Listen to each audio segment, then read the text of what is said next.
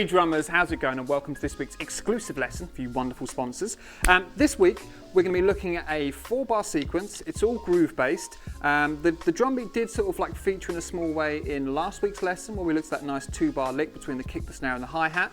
The right hand is playing quarter notes, but ultimately we're going to be focusing on creating some nice fast but dynamic little patterns between the left foot and the kick. So lots of ghost notes, whipping that wrist on the back beat. It's got a half-time feel, so we're hitting the back beat on beat 3.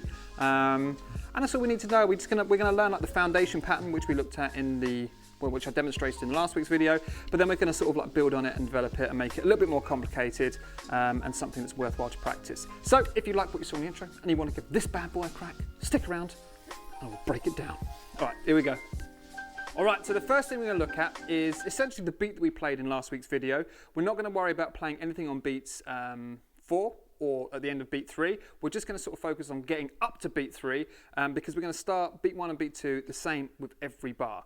And what we're going to get, if we look at beat 1, obviously we've got a hi-hat and a bass drum for the very first note. 1, your right hand is now done until beat 2. We're going to follow up with 2 ghosties on the left, left, left, and then a kick. So if we count out, it's going to be 1, E, and All right, the key to getting the ghost notes nice, you don't want to whip your wrist at all. It's going to be more just sort of dropping, pushing with your thumb, putting back a little bit with your index finger, and then controlling the bounce with those back fingers there, and just sort of flicking the stick back and forth to control the bounce. So it's always worth, if you just want, practice beat 1. Okay, you can barely see there's like any movement. It almost looks like my hand is just hovering around over the snare, and it is. It's not really going more than about 1.5 inches, 2 inches off that snare drum. Okay, so we've got 1, E, and Now beat 2 is fairly simple. It's going to be a right for beat 2 itself. So the hi-hat's coming in on the downbeat, and then we're going to pop in with 1 little ghosty, and then we're going to do a double kick before we land on beat 3 with a crack. So beat 2 up until beat 3 is going to be right, left, kick, kick, then big hands. And then for beat 4, just leave that open, just hit that hi-hat on the downbeat of beat 4. So we end up going all the way from beat 1 to beat 4. It should sound like this. 1, E, and wrong. 1, E, and 2, E, and 3, 4. It's weird playing it this slow. And again, 1, E, and 2, E, and 3, 4. All right, get the sort of like mechanics down a bit first and just sort of like work out where your right hand's going to land in relation to the pattern you're playing underneath and vice versa. And then when you've got that, just concentrate on that right hand, keep it nice, solid. And then we can start adding those. Right, left, left. There's no way I can say that and play it that fast. Right, left, kick, right, left, kick, kick, hands. Tick, that's more like it. Right, left, kick, right, left, kick, kick, hands. Tick. Let's just play that a bit faster.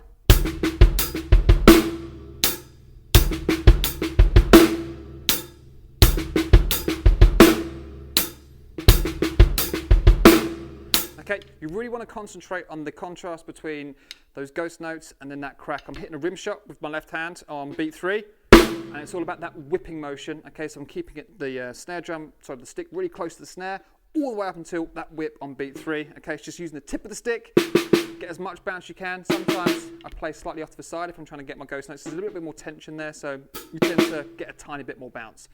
But for now, let's keep it in the middle.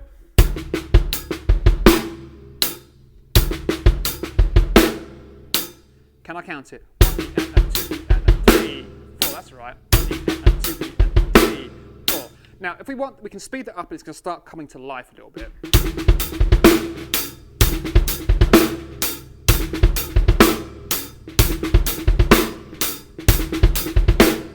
Sounds great if you're playing off the ride, or in this case, brash cymbal stack.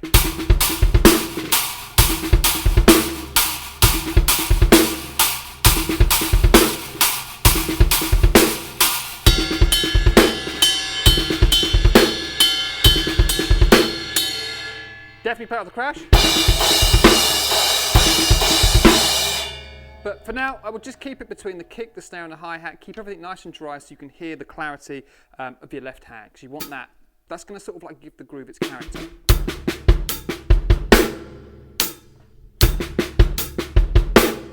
Okay, so all the ghost notes we're using the tip, obviously when we're hitting that back beat, much more of a sort of flat angle when we're hitting that snare drum and catching that rim at the same time to make it pop and get that contrast. All right, so every bar is going to start off with this particular pattern. Okay, all we're going to do now is we're going to sort of look at bars 1 and 2, and we're just going to make a few little additions to beat 4. So as we go from measure 1 into measure 2, we're just going to add another little double stroke on the and the up beat 4. And then what I'll do, in fact, I'll just run all the way through to beat 4 of measure 2. So we're going to get this tick and a. I'll count it out loud. So we've got 1 E and a 2 E and a 3, 4 and a 1 E and a 2 E and a 3, 4. Okay, beat 4 of measure 2 is going to change in a second. But all we're doing, just adding a few more, making that left hand a little bit busier than it was beforehand.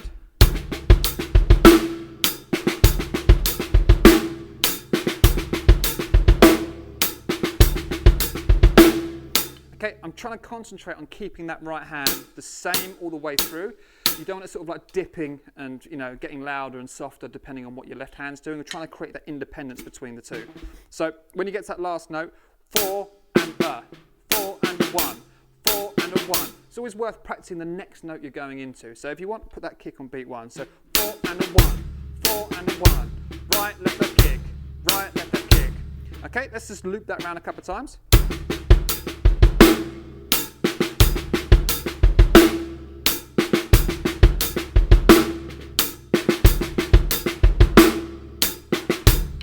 A little bit faster.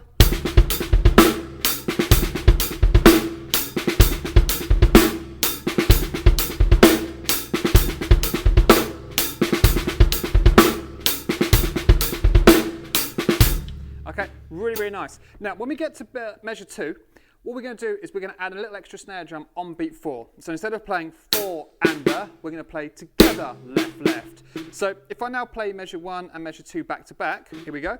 1 E and a 2 E and a 3, 4 and a 1 E and a 2 E and a 3, 4 and a. Now, you don't have to, like dynamically with beat 4, you can kind of do what you want. It sounds nice if you crack it just as much as you do on beat 3. I tend to take off about 20%. So you get about, it should sound like this.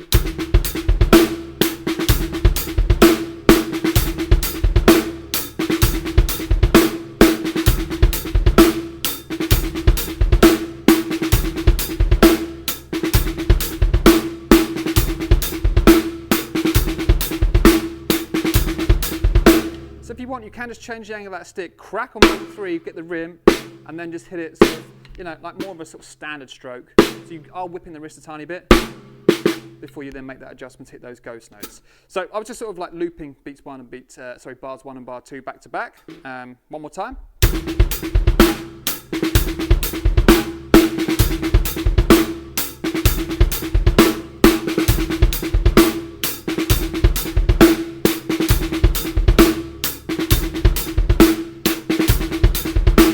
Okay, again, dynamically, that downbeat on beat 4 where you sort of land that snare drum on measure 2, kind of do what you want with that. All right, now, that's the first half done. I'd say like measure 3 is probably the most difficult because there's more notes going on. We're just going to play a string of consistent 16th notes from beat 3 all the way through to beat 1 of measure 4, if you can keep up with that. All right, so we start off again with the usual. Now, all I'm going to do, once I've got to beat 3, which obviously is going to be a big crack, I'm then going to play hands, kick, a double left, and then I'm going to play kick on beat 4, 2 ghost notes for the E and the and then another kick on the out of beat 4. So if we just go from beat 3 and beat 4 up to beat 1 of the next measure, which we know is going to start with a kick. So we're going to get this 3E and a 4E and a 1. Okay, let's try that one more time. So hands, foot, left, left, kick and right hand, right, left, left, kick, and then kick and hi-hat. Again, slowing it down, my brain just goes, I don't know. Right, so here we go. So beats 3 and 4 of measure 3. 3, E, and a, 4, E, and a, 1. Now, if we attach that to that pattern that we've been playing consistently on beats 1 and 2, we should get, it's quite a mouthful. 1 E and a 2 E and a 3 E and a 4 E and a 1. You can and just loop this around because obviously we're always going to the same phrase on beats 1 and 2. So let's try and do that.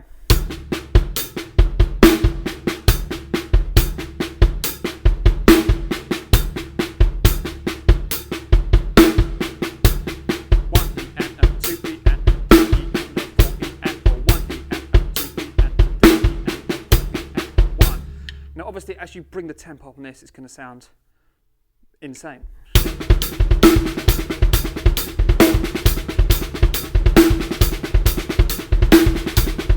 So you can hear there's a lot of double strokes in there, and that's the idea behind it, is to try and get that left hand, build up its endurance, build up the clarity, because I want to hit every single note and make it sound good. But it's going to take, the more notes, the more complicated it gets, the more difficult it is to play it cleanly. And so that's the battle I've been having for the past 2 weeks. But it's a fun battle to partake in. So.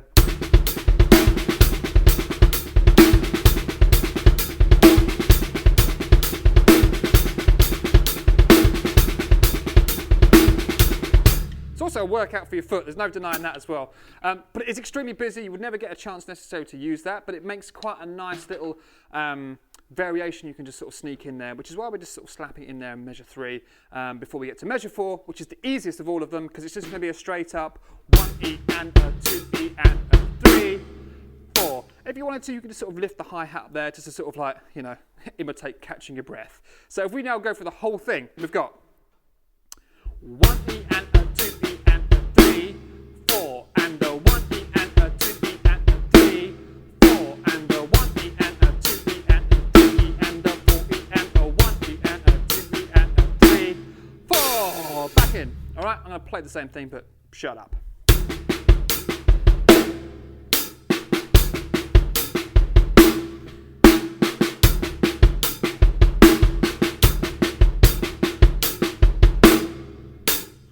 Bit faster.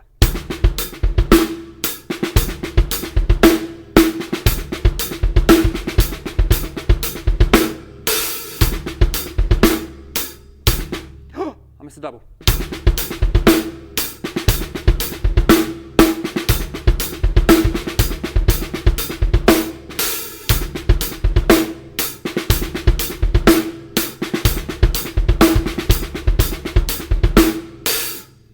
Faster.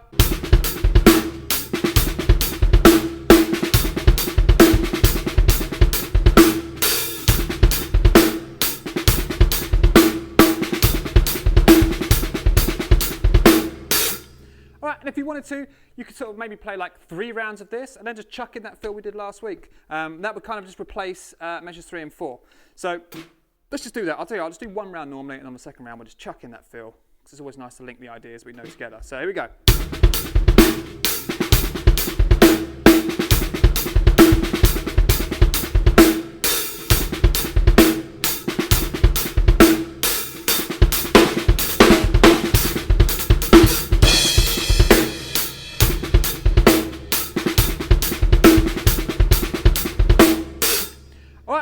Loads of fun to have. It's definitely going to work your left hand out. It's going to cause a lot of stress when you're playing it because you're going to be feeling tense, especially when you're playing all those kicks, all those ghost notes, trying to get the snaps in the right place on beats 3. But overall, it's just really, really fun to play, and I can picture it being in a song. You can sort of imagine like a little breakdown in a song where it just drops to.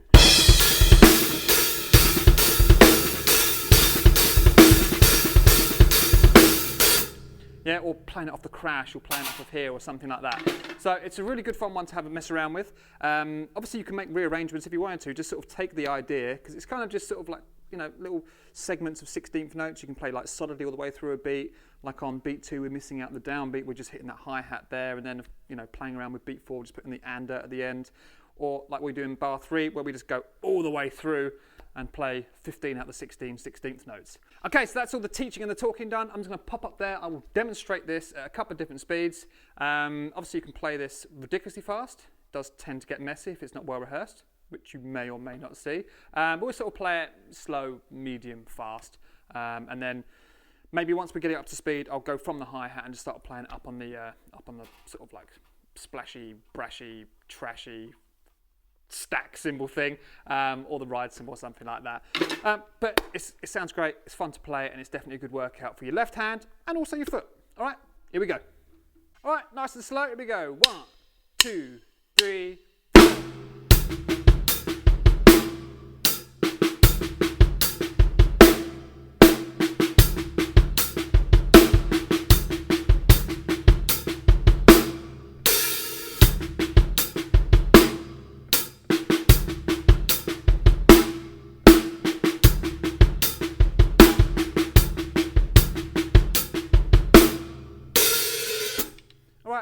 hi-hat's optional. You don't have to stick it in there. It actually sounds really nice if you do a choked hi-hat for the start.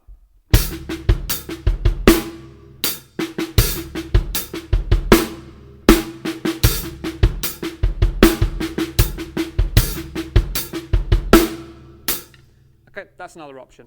All right, let's speed it up a tiny bit. 1, 2, 3.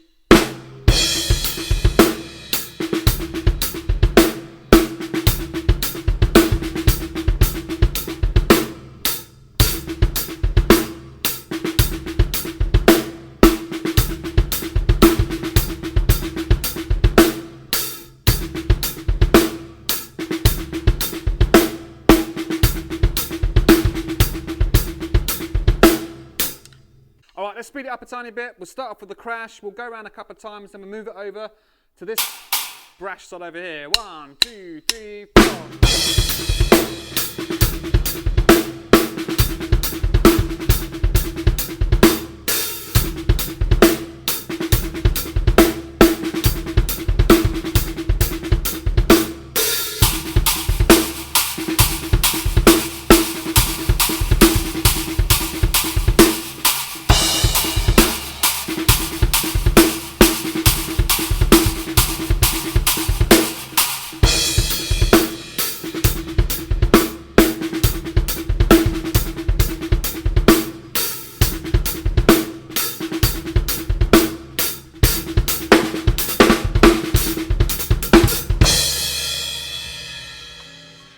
Alright guys, so there it is. I hope you enjoyed that lesson. Thank you very much for watching.